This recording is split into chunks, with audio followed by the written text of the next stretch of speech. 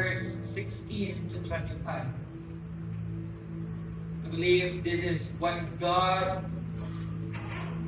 nagibutangan sa akong kagipusoon mga utod ko. Hallelujah. Matthew chapter 19 verse 16, this will be King James Version.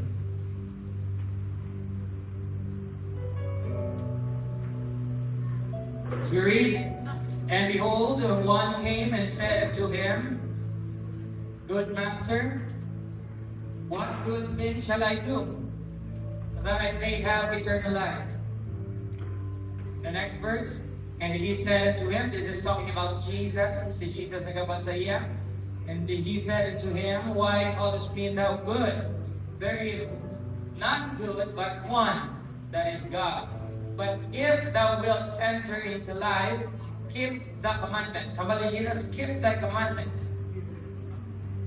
And verse 18, he said to him, which? This is the rich man saying, which commandment? Jesus said, thou shalt do no murder, thou shalt not commit adultery, thou shalt not steal, thou shalt not bear false witnesses. The next verse, honor thy father and thy mother, and thou shalt love thy neighbor as thyself. The next verse, verse 20. The young man, this is talking about the young rich man, saith unto him, All these things have I kept from my youth up. What lack I yet? The next verse.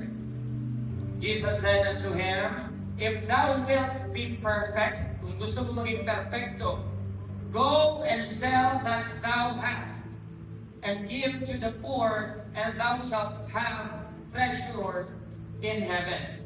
And come and follow me. And the next verse, verse 22. But when the young man heard that saying, he went away sorrowful, for he had great possession. The next verse, verse 23. Then said Jesus unto his disciples, Verily I say unto you, that a rich man shall hardly enter into the kingdom of heaven. Verse 24. And again say unto you, it is easier for a camel to go through the eye of the needle, than for a rich man to enter into the kingdom of God. In the last verse, when his disciples heard it, they were exceedingly amazed, saying, Who then can be saved? Can we close our eyes once again as we pray? Heavenly Father, we believe that your word is already anointed. Yet, Lord, use your servant right now to deliver your word in accordance to your will and purpose. Give me strength and boldness right now to speak, oh God, kung anong gusto mo ipalabot sa imong katawan. Lord, we believe that your word, oh God, is an instrument, oh God, for us, Lord, to be corrected, for us to be rebuked, oh God, for us to be perfected. Lord, again, as we pray, oh God, let this heart be open, let this mind be open, oh God, for whatever you want us to hear right now. That Lord, sa ang amon mga mapatikan sa sining adlaw na iyong amon ikabuhi, that let there be changes, oh God, in this day. Lord, sa sining adlaw na, as we rebuke kung naman ang ginahimo sa kaaway sa sining lugar, we rebuke, oh God, kung ano mga bagay-bagay na nag-ahindar, oh Diyos, na naging mag-focus kami sa imong pulong. And Lord, let there be victory in this place right now. Let there be spirit of unity, spirit of love in this place right now. The Lord, sa sininatang let there be deliverance, oh God. Let there be salvation in this time, oh God. Na magagawa kami, Diyos, na may bagong pusong kakalipay. As we pray in the name of Jesus, everybody say amen. Coming to our hands once again, we pray God. Ama ng pagdalaw na para sa buhay na Diyos. Ang pagsimba ng Diyos para sa buhay na Diyos. Hallelujah, hallelujah, hallelujah. Amen. And this time, before mo magapungkong sa tupad ng mga malam, ang pangamuta siya, how far will you obey Jesus? You may not be seated.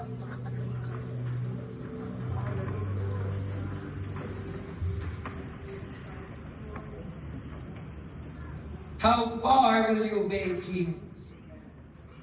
Ang tanan na willing na mag-obey sa Jesus, magsabi, Amen. Amen. And I'm so glad to hear the voices of the saints of God who is willing to obey Jesus. But this time I will go, before I will proceed sa point sa atong sermon in this time. Sa gibasa natin in Matthew chapter 19 verse 24. Let me read again.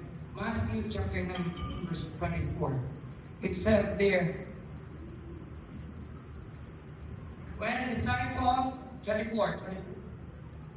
And again I say unto you, it is easier for a camel to go through the eye of the needle. Let's talk about the eye of the needle, mga hukot. Sino nakakilala sa eye of the needle? Literally yan. Kita mo na sa sultan sa dagong. Sa hilo? Hilo ang dagong. Sino din ang pagkakapit isang dagong pag sa hilo pagkaamoy lang ng suludayo? Kasi mapatutod na. Ako naman mamutod ko, katahi-tahi ko, pero sa CDC yung nabiskan na katahi-tahi ko, walang pagkipagi, nabiskan kayo sa pagkaabok lang ng suludayo ko. Unless that there is, may ano yan ang kawag, pin, ano yan ang putang na ganin, ha? Thread gun. Meaning, hindi kasi basta-basta. That's what you call the eye of the needle. In the Old Testament, ang kingdom, kung kita mo sa castle mga utod ko, ang castle may palibot na walls. And sa sinatong walls, there is what? Gate. Takot-takot na gate. Ang takot-takot na gate, mga utod ko, every morning, ginabuksan na. Kasi sino makasulod, may gwardya na. Ikaw ba ng gwardya? May mga kabaligya, may mga merchants na nakasulod na. They are using, because in the desert, anong ginagamit nila ganito? Camel. Or may anak na silang ginagamit na mule. Or even donkeys. But mostly, they are using the camel for transportation. Amo ni ang kahapwat mga utod ko. Kita mo sa camel ko sa merchants, kung sa mga galantaw ng movies, mga utod ko, ang camel may ara, ginagungtong sa likod niya. Mga bagay na nag-doga ang habok dito sa likod, di ba na? Ginasakyan siya o ginabutangan sa mga bagay-bagay.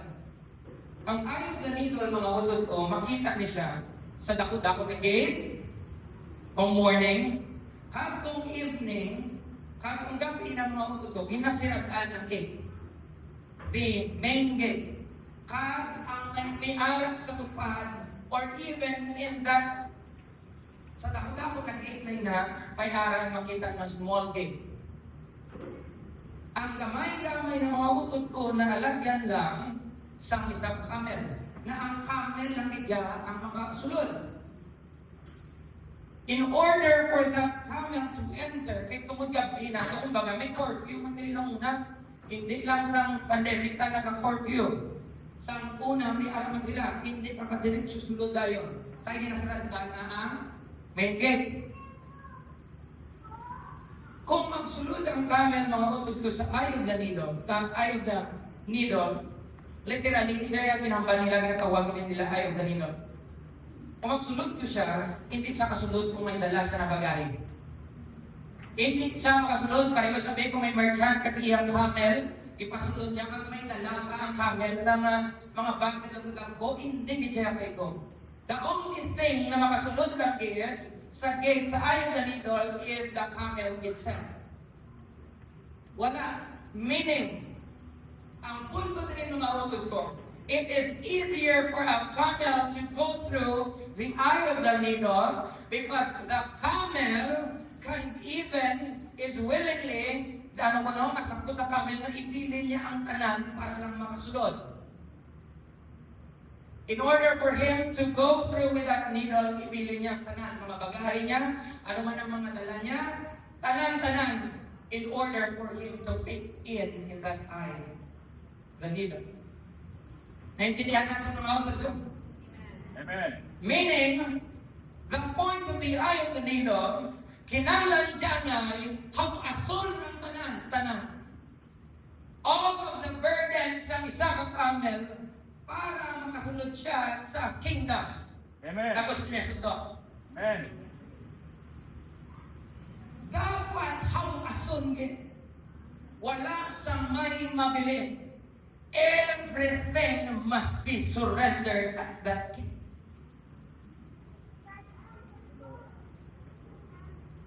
Para makasunod.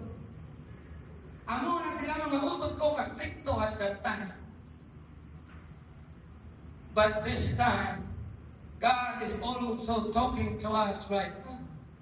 For us and in order for us to enter into the kingdom of God, we must also unload all the burdens na nagkakabugat sa aton. Ang mga bagay, mga utot ko na pinadala-dalan naton. I don't know kung anong mga bagay at mga kabugatan na dinadala mo sa tubangan na para kita'y makasunod sa ginharian. But all those burdens is not allowed in the kingdom of God. Kung may anak ka pa hatred na dinadala-dala mo, you must surrender it in the front gate. You must give it out.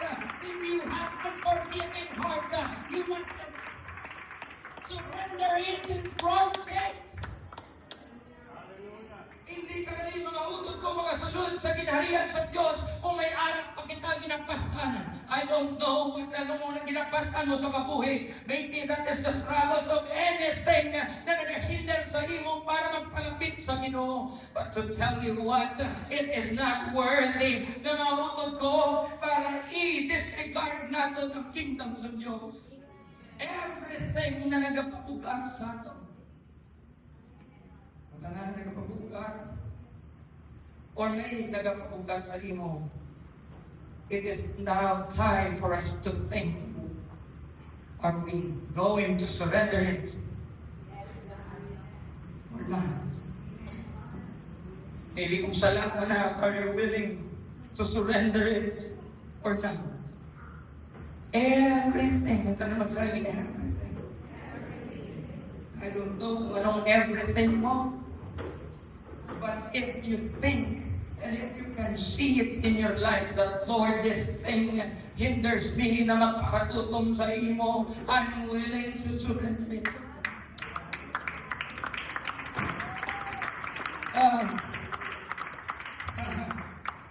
Hallelujah. Naintindihan natin ang ayat na nila. Before kita maglangkot ang mga utot ko, gusto ko lang yun, maintindihan na. In Matthew chapter 16, 19, verse 16, let's read. 16, verse 16. Ang isiling nila, behold, one king, this is the rich man, rich young man, said unto him, being rich is not bad, kasi sa dasuntan o pangbaligyan na ng tanan. I would like to clarify, I have nabasa ni natin, but there is something that we kisama kalimutan natin ang punto sa hiningas na para na story. And behold, one came, this is the rich man, came unto Jesus, came unto him. Ang niya, good master, what good things shall I do? Ano mga bagay pa na mayo na ako na dapat ubrahon? That I may have entered may have eternal life. Ano pakita ng mga mayo na bagay na dapat ubrahon para makaagom ko sa eternal life? The next verse. Verse 17. And he said unto him, why callest thou me good? There is none good but one, that is God. But if thou wilt enter into life, kung gusto mo makasunod sa kabuhi na wala sa eternal life, keep the commandments. Dahil magsaling keep the commandments. Magsaling ka commandments mga utod. Ano na siya kinsiligdan? Verse 18. He said unto him, pasang magdaranon mga utod ko, which commandment, O God? Jesus, ano ba ang na commandment? Jesus said to him, thou shalt not murder. Thou shalt not commit adultery. thou shalt not steal, thou shalt not bear false witnesses. The next verse. Honor thy father and thy mother, and thou shalt love thy neighbor as thyself. Kaganapan siya mga utod ko in verse 20. The young man said unto Jesus, unto him, all these things have I kept from my youth. Umalagay Jesus, Lord Jesus. But Jesus, halin ka sa young people ako. Natuman ko na ang commandments na ginambal mo. Ay, tatawa sa bala. Wala din sa kapangawan, wala sa kapatay, wala sa mga utod ko na commit adultery, wala naging respeto niya din ang iyang ginikanan. Mapapasa na all ka mga utod ko. Buhat-buhat na kamo. All these things have I kept from my youth. Ano pagid ang kulang ko? Yung challenge sa ginawa si Jesus. Ano pagid ang kulang? Na para makasunod ko sa ginarihan. Kaya ano, commandments lang i-keep and I have done this all. Wow! Ang talaga nakakip sa commandment perfectly, magsaling amen. Patuglutan. That's why itakas gani ang 10 Commandments because nobody is that perfect. Pero ang rich young man na ini mga utod ko, he kept it on. Dapat hindi siya nung madayaw ka maging sa iya, grabe si mo ba? Puot-puot ka gina ba? O, di ba? Sino hindi makapagdayo, sila maka-appreciate? Tanan kita maka-appreciate din yan. Right? Kung may bata kami, Sister Bless lang kaangay na eh. Okay, gid. Salamat na may aral na. Ambot na, kung ako na. Amen. But this young rich man, wala tingin puntang sa King JP, but in other versions, it was mentioned that he was the young rich man. This young man, ginambalan niya, he was telling Jesus, ginapabugang niya kay Jesus, what he is willing to do for God. Instoryahan niya si Jesus na amuni ang good yung kaya ko, kag gusto ko obrahon, kag inobra ko niya sa Diyos. In His own accord. In His own willingness, He did these things. But kung tulungan mo mga utod ko, He is willing to do all these things because it is in favor for Him. Pabor sa iya mga utod ko ang sitwasyon. Wala sa may madula sa iya kung sundon niya na. Everything that was said, oh God, tumon, gusto ko tuman. Ipabugal niya sa Ginoo mga utod ko. But in Matthew chapter 21, verse 21, let's read. In verse 21, wala nang magiging ang kulang ko. Pero kabalo mo mga utod ko, anong ginambal ni Jesus? Jesus said unto him, if thou wilt be perfect. Kung gusto mo gin na maging perfecto ka na tao, go and sell that thou hast. Ibaligya ang tanan na kung may ara ka. And give to the poor, and thou shalt have treasure in heaven. And come and follow me. Ibaligya tanan, ihagag sa mga pigado, and then kanto kanisakon, and then follow me.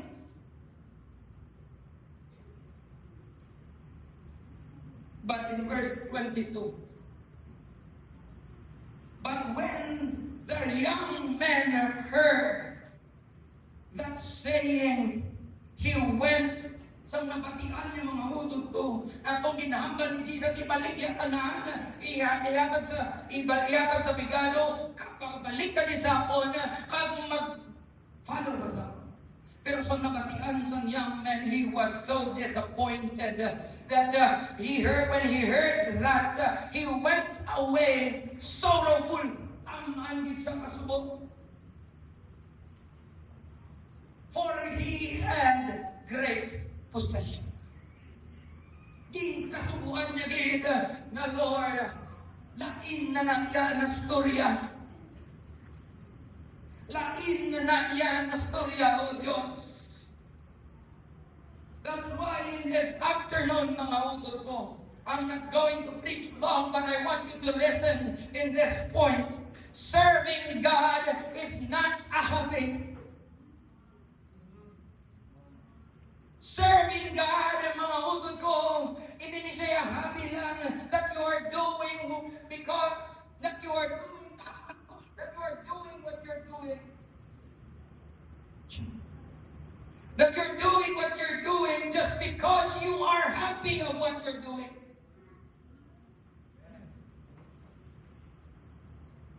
That you're doing what you're doing because what you're doing is in favor sa imo. What if hindi in favor sa imo ang will ni Lord? Will you do it still? What if sakit sa imo ang will ni Lord? Will you still obey Him? What if He wants to take away everything from you? And will you still be able to say, yes, Lord, I'm willing to obey you?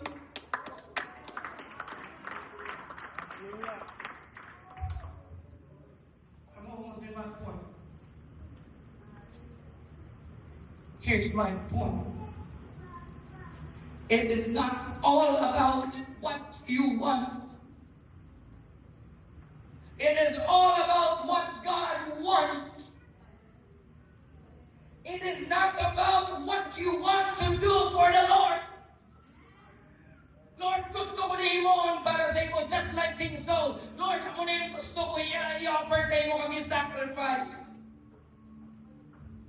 It is all about what God wants you to do for Him.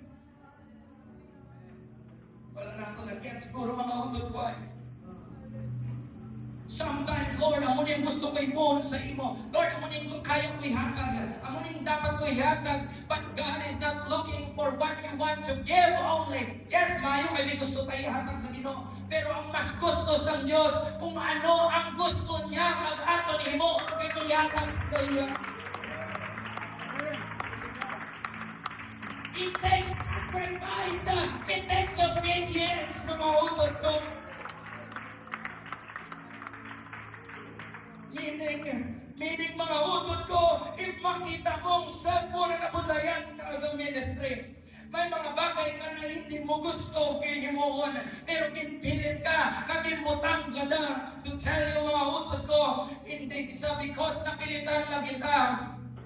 We will do it because Lord, it's not about me. It's all about you, Jesus. Kung anong gusto mo, anong himohon ko, hindi ang akong gusto, pakimohon.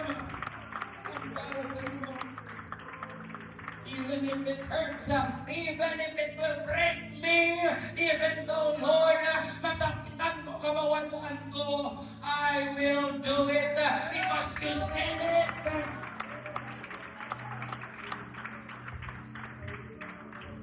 Willing ko, Diyos, ihatag ang tanan for you. The issue is not because he was rich. Wala yung problema naman granon siya. The problem here, just only that, the rich man did what he wants to do for Jesus. The rich man did only what he wants to do for Jesus, but not willing to do what Jesus wants him to do.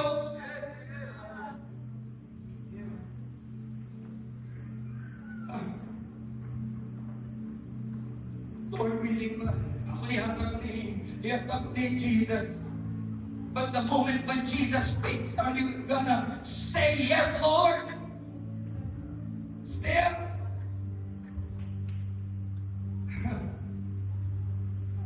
I believe this is the word of God. No matter what, oh God, is ganun pakabulay.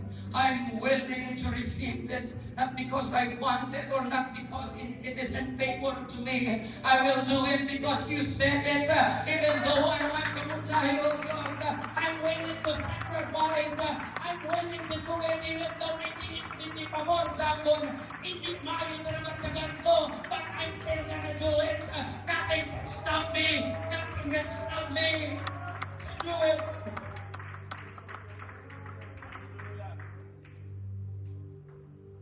In verse 24, is where we're going to close for these verses.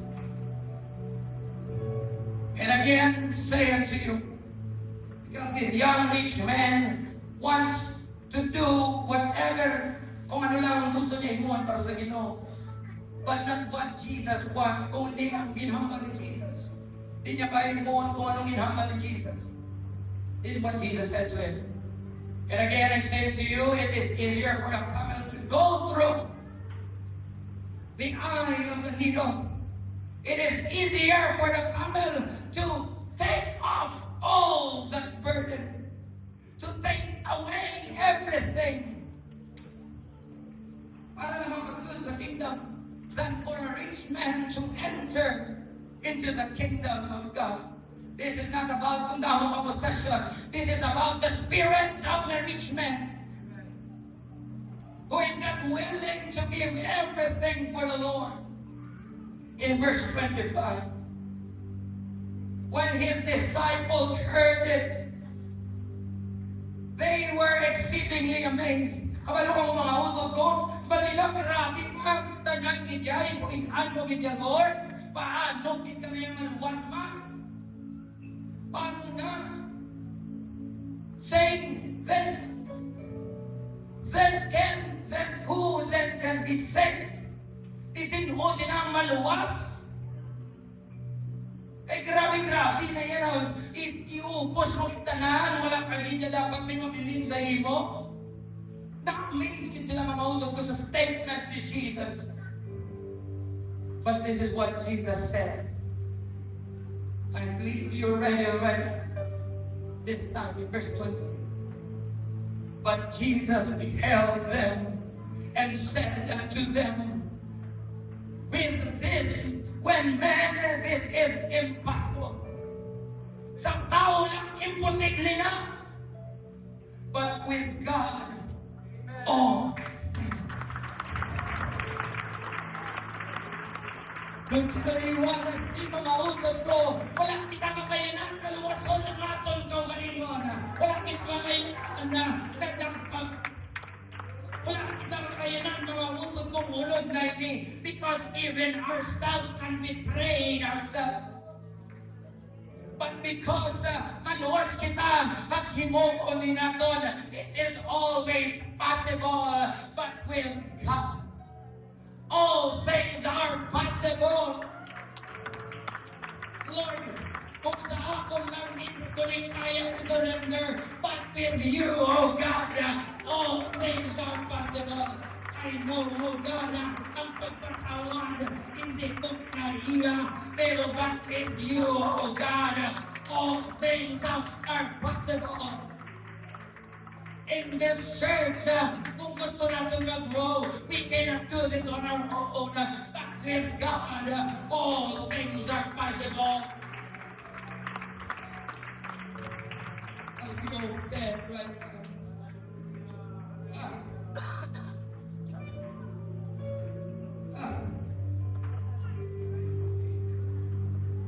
We can't do this on our own.